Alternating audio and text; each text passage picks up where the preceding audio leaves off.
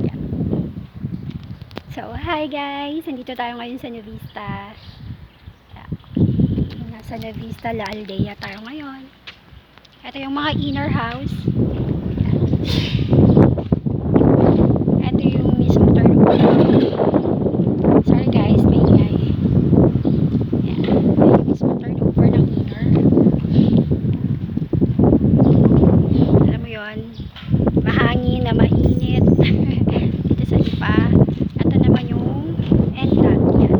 Kita niyo po. Ayan, ayan siya. Ayan po yung harap niya. 2.5. Tapos sa gilid din, same 2.5 din. Yan. Hindi lang natin mapasok yung loob kasi naka-lock siya. Malamig na mainit ang panahon dito ngayon sa Batangas. Ayan. Kita nyo po. Eto. Yan. Ito yung inner lot na sinasabi ng Sophia. Okay.